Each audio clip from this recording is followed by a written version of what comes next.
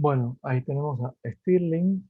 eh, Hace una serie de edificios, una serie de universidades que están muy en la impronta de Alison y Peter Smithson, también del nuevo brutalismo inglés. Estos también son elementos preconformados. Y encima tienen algo que también viene, digamos, viene de Kant. En el caso de Stirling, quizás un poco más que en el caso de Alison y Peter Smithson, aunque esto lo pienso yo, no sé si lo piensan todos. Para mí logra, con estos elementos preconformados, racionalizados, este, y con la lógica de los espacios servidos y espacios sirvientes de Kant, eh, logra, logra armar edificios con un carácter monumental muy interesante, ¿no? Esta es la Facultad de Ingeniería, eh, que además arma todo el espacio de los talleres, que son los que están acá al lado, no sé si lo llegan a ver, que tienen también, unas lucarnas tipo fábrica. Entonces, la impronta es una impronta muy fabril, más allá del revestimiento de ladrillo a la vista, ¿no? Eh, los materiales se expresan la estructura también en general termina por expresarse, ahí se ven las patas que sostienen el edificio, se ve eso que está cortado así, es un auditorium, este, no hay duda. Y además hizo estas viviendas para el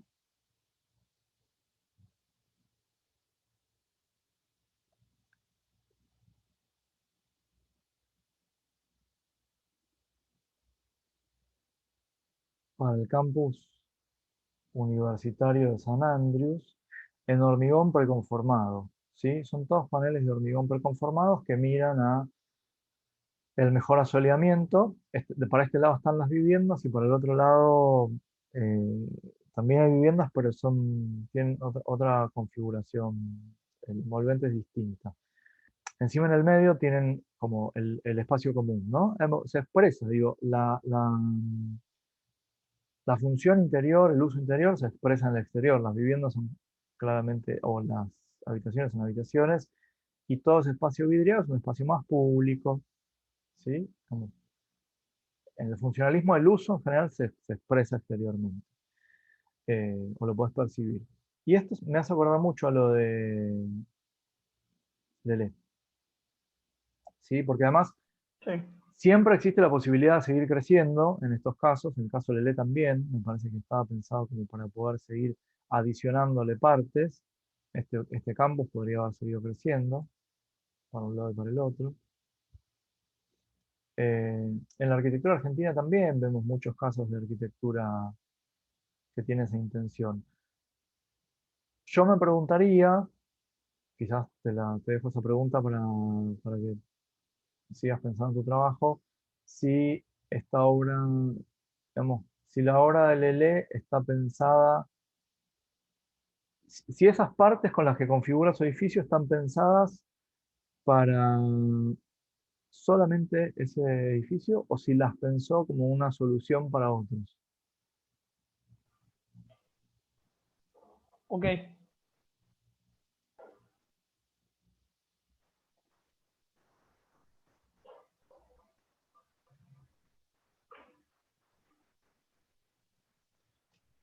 Este,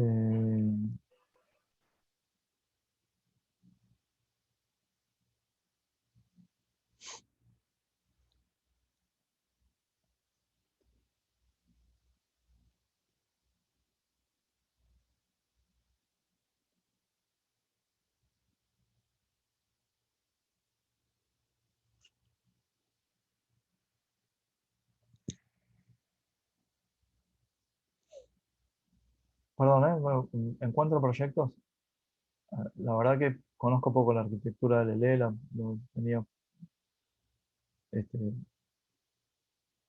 poco presente. Sí.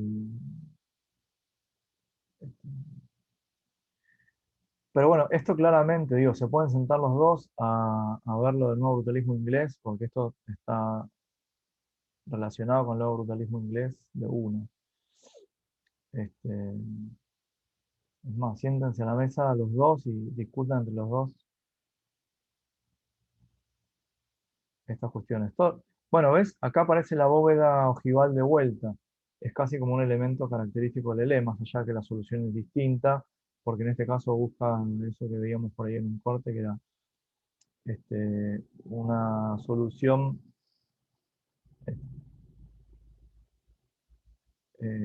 que le permita, me parece que tenía que ver con este corte, ¿no? Que buscaba una solución que le permita una ventilación natural, que le permita un techo ventilado, ¿no? Es muy difícil la cuestión del asolamiento en Brasil, hace mucho calor en, en casi todas las ciudades y hay mucha humedad. Y en general, más allá de las reglamentaciones, casi todos los arquitectos buscaron paliar esta cuestión. Así, hasta, no sé, el Niemeyer, que es el más internacional, digamos, el que por ahí está, más allá de que logra claramente un carácter local, es muy, muy, muy característico de Brasil y Meyer. Las soluciones que proponen en general son más de arquitectura racionalista, este, son soluciones genéricas, busca soluciones genéricas, más allá de que busca la singularidad, ¿no? Hay un documental de Niemeyer que está muy bueno, donde habla de todas estas cuestiones, que está en YouTube, está muy fácil de acceder. Sin embargo, el Parque Ibirapuera genera todo ese gran espacio público semicubierto que va entre cada edificio singular, que permite a la gente poder transitar ese parque bajo un semicubierto y además generar una diversidad de usos posibles, la posibilidad de apropiación, ¿no? De ese espacio urbano, de ese espacio público por la gente que atraviesa el parque. Y, y siempre hay algún elemento dentro de los edificios de Niemeyer que también apelan a algún color local, ¿no? Me parece que este es el caso también, siempre hay, aparece esa necesidad como muy fuerte, pero, pero siempre digamos, aparece la necesidad del control solar, de la sombra, de la ventilación, pero, Una consulta, pero siempre lo porque racional complementado con el color local. Sí, alguien abrió el habías micrófono. dicho que esto tenía más que ver con el nuevo brutalismo, Sí, pero al ser tan vernáculo como es todo lo que es Brasil, con el tema del modernismo, por ejemplo, yo había leído de la escuela paulista, no sé si tiene que ver con las fechas, pero también había visto el documental de Niemeyer, y Leila, bueno, esta cosa de... perdóname, Sí, pero hay algo que no sé qué es, que se escucha más que tu voz. sí, un segundo. Que el tema de la arquitectura paulista, no sé si tiene que ver con el tiempo del Lelé, la verdad que nunca lo vi, pero tiene como esto de lo vernáculo en Brasil, que toma Niemeyer, toma Artigas, y por lo visto también, que además de estar con lo del nuevo brutalismo, toma mucho de lo local, como hacía Le Corbusier, ¿o no? Sí, sí, sí, sí, sí. Pero bueno, estas son las cosas que vos tenés que ir como argumentando, ¿no? Tenés que ir contando como para poder no poner etiquetas, sino poder tener una mirada crítica. Sí, esperá que vuelva Pablo, así le damos un poco de argumentos para Pablo, que se le cortó la notebook, se le apagó la notebook. Y hablamos un poco de la arquitectura paulista, pero la arquitectura paulista, la verdad, es así como vos decís, tiene un montón de elementos. Eh, Primero, una cosa fundamental de la arquitectura paulista es que fue posible gracias al desarrollo de la burguesía local. y a que decidió invertir en metros cuadrados, digamos, y que el Estado también decidió invertir gracias a que en San Pablo apareció la industria pesada, sobre todo, ¿no? Digo, San Pablo era los varones del café. La exportación de café era el sector de Brasil que tenía las plantaciones de café más grandes de toda Latinoamérica, eh, con grandes hacendados que lograron enriquecerse mucho. Sin embargo, Brasil logró industrializarse, no se quedó en la arquitectura de base primaria, sino que se industrializó. Y encima se industrializó con industria pesada, y encima esa industria pesada se localizó en San Pablo. Eh, con lo cual hay un gran cambio en la configuración urbana de Brasil, en la CAL 40, en la CAL 50, que tiene que ver con la guerra, pero tiene que ver con la aparición del estado de bienestar. ¿Sí? Lo mismo que pasa en Gran Bretaña. Pero para que esperemos a Pablo, porque todo esto tiene más que ver con Pablo. Ahí está.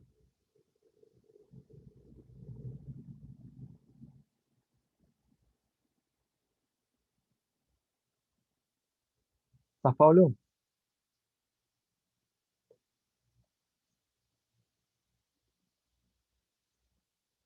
¿Nos escuchás?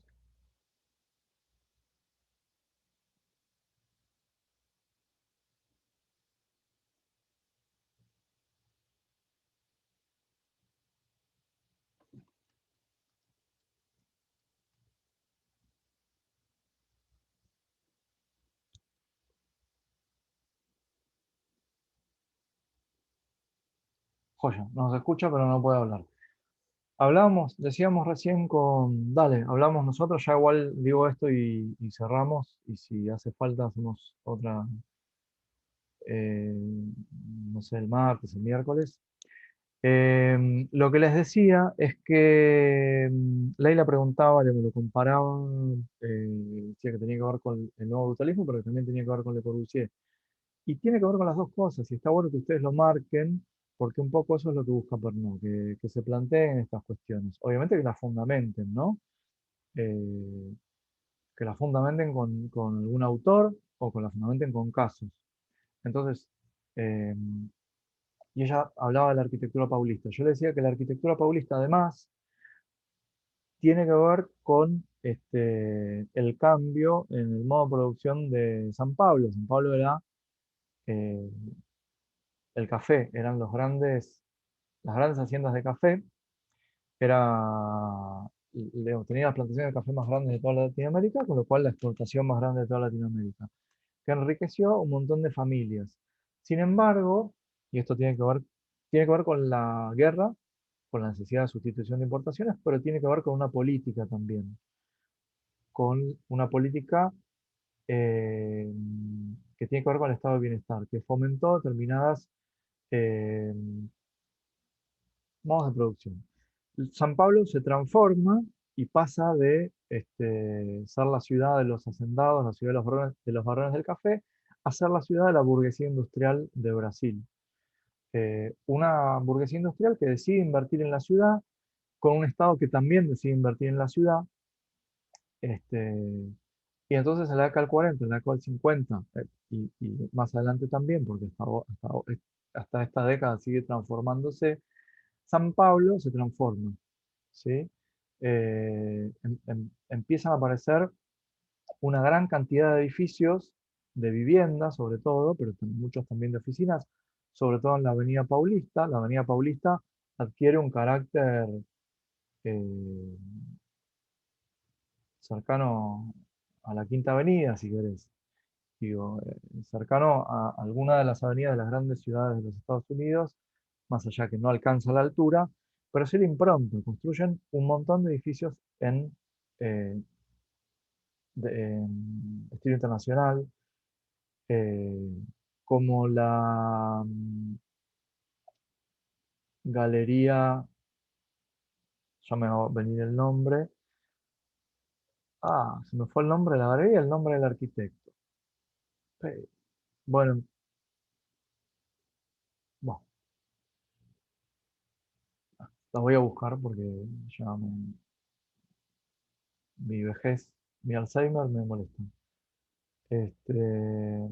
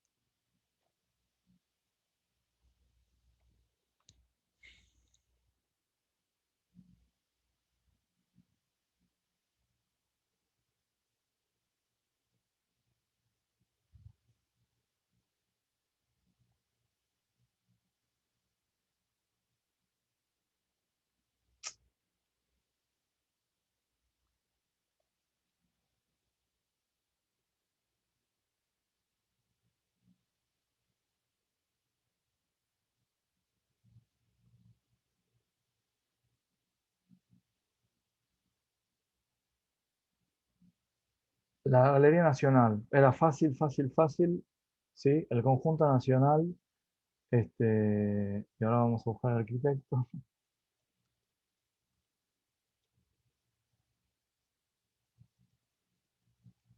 que tiene un apellido judío, Libendiski, ah, Libeskind. Tiene fácil como otro arquitecto reconocido moderno, contemporáneo, quiero decir. La Galería Nacional, el Conjunto Nacional de Libeskind, la verdad que es un edificio que podría estar en cualquier otra ciudad del mundo, ¿sí? Es un edificio estilo internacional. Sin embargo, cuando uno entra a la galería, te encontrás con algunas notas de color local. Tiene esto, por ejemplo, ¿sí? Que es una rampa curva, de curva. Niemeyer hizo que la curva sea brasilera, eh, que te lleva a la segunda planta de, de la parte pública del edificio y que encima este, tiene una especie de símil cúpula geodésica, también bien estilo internacional, bien Buckminster Fuller, que hacía cúpulas geodésicas. Bueno, esto es parte de la Avenida Paulista. Sin embargo, también se construyeron muchos edificios, no solo en la Avenida Paulista, que son más edificios de los negocios, edificios de oficinas, sino en los alrededores, con algunas características levemente cargadas de color local. Había una reglamentación que incentivaba la colocación de decoraciones, que en realidad eran elementos que servían como parasoles, y entonces vos tenés una gran profusión de edificios que vos lo ves y son estilo internacional, bien arquetípicos, y sin embargo están cargados de parasoles o elementos decorativos aplicados en, este, con motivos locales, con motivos indigenistas, con motivos bien característicos de Brasil. Después también aparecen las necesidades, la necesidad de, como les decía antes, de asolamiento, lleva a que aparezcan los grandes parasoles, los grandes espacios semicubiertos que anteceden a los ingresos y ese tipo de cosas. Pero es insoslayable la dimensión política, la dimensión geopolítica también en la arquitectura brasilera. Eso es lo que explica el texto de Liernur de la arquitectura block, por ejemplo. Entonces esas cosas está bueno que aparezcan. Digo, las hemos conversado en las clases anteriores, hoy por ahí surgen más, pero es importante que aparezcan también. Digo, no nace de un huevo, la, no viene de una cigüeña la arquitectura moderna en general. Este, y a veces sin decisiones políticas las cosas no se pueden hacer. entonces, Leila aparecen estas cuestiones, ¿no? Que no solamente tienen que ver con si se parece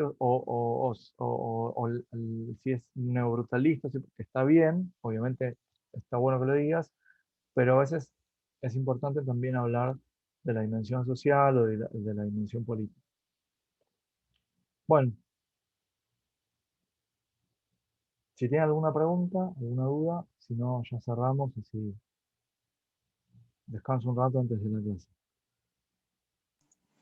No, no, yo ninguna. No, yo Sí, Pablo. tampoco. Dale, les voy mañana, les mando los textos mañana. Ahora voy a sentarme a organizar un poco la clase y ver un poco las cosas que largo. Se largó mal. Sí. Y después La nos vemos clase a la de la tarde. semana la clase de la semana pasada no la subiste a YouTube. ¿O no? Sí, sí, sí. Está subida. Me dijo Giselle que parece que faltaba una clase, pero no me senté a revisar. Está subida Bueno. a YouTube, les pasé el link. Sí, sí.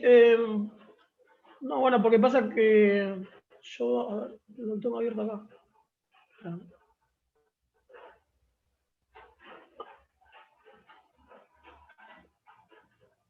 La subí el martes, creo.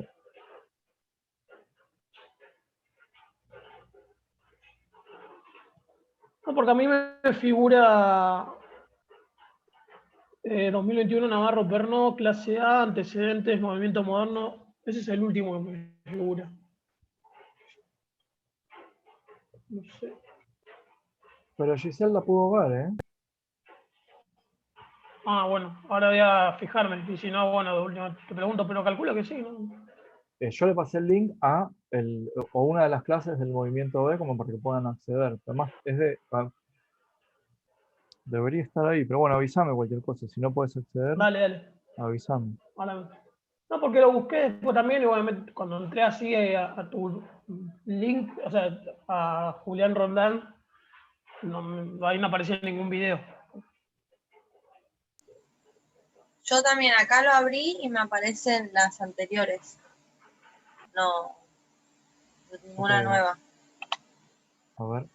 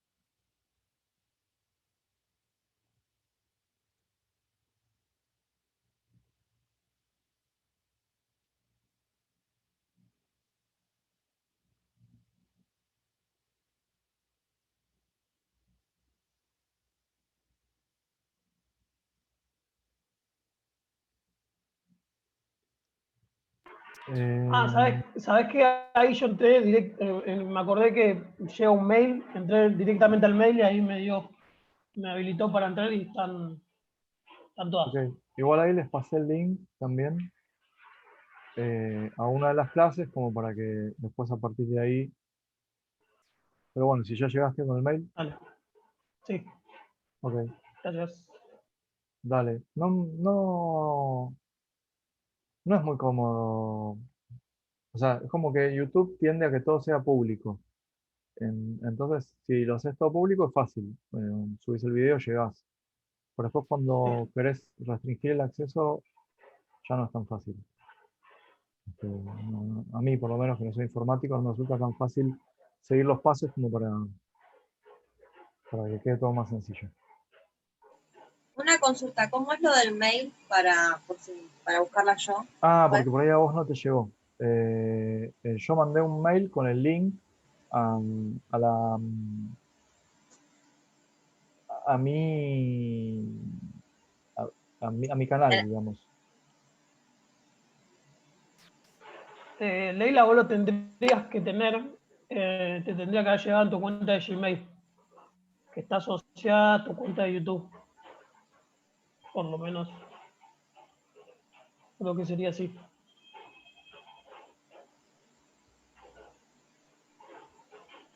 ¿Cómo sería? ¿Por quién lo busco? Al nombre del mail. Por YouTube.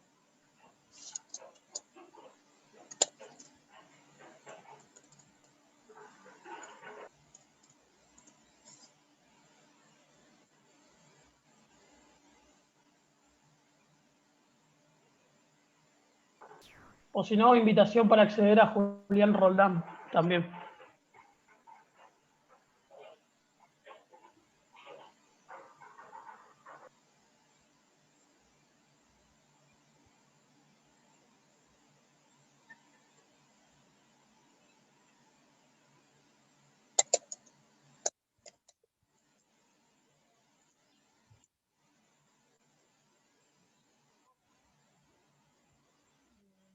No tengo ninguno.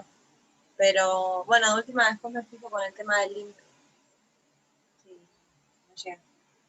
A ver, espera. Sí, espera que te paso de vuelta a vos el link al canal. A ver si desde ahí podés ingresar. Fíjate ahora, Leila. Que te lo mandé por WhatsApp.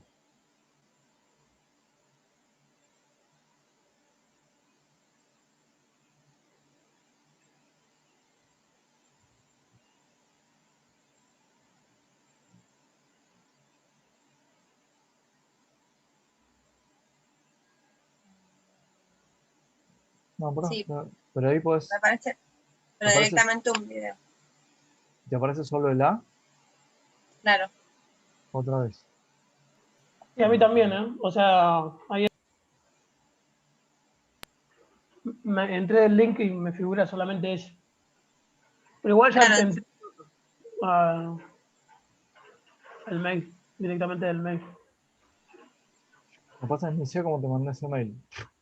Perdón, pero no es sencillo. Digo, con el Drive me manejo perfecto, pero con esto no le encuentro la vuelta. No sé si lo hacen a propósito por esto que le decía antes. Y si yo se lo reenvío a Leila, Sí, probá, reenvíaselo a ella a ver si.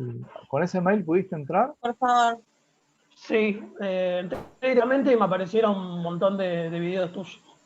Ah, te aparecen Hasta todos. vi, claro, Te aparecen todos los del año pasado también. también, sí. Bueno, no importa. Bueno, ahí, pero.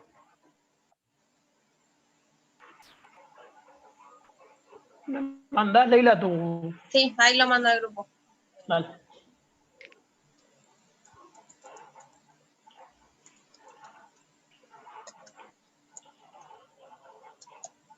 Bueno, si no, cualquier cosa avísame, Leila. Se Sí, están. Ya nos quedan poquitos minutos. Eh, nos vemos a la tarde. Sí, Dale. bueno, 3 y, Ahí te mando, Leila. 3:15. bueno, muchas gracias, Pablo. Leila, Bueno, si Dale. podés, acordate lo del depósito, lo de la segunda parte. sí, sí, sí. ¿Sí? Si no podés, Ah, no, avísame y no hay problema. bueno, Nos vemos a la tarde. eh, gracias, ¿Sí? Cualquier perfecto. cosa me Sí, preguntan algo más ahí. sí. Dale. Dale. Chau, Bueno, chau. Nos gracias. vemos. Nos vemos. Gracias. Chau.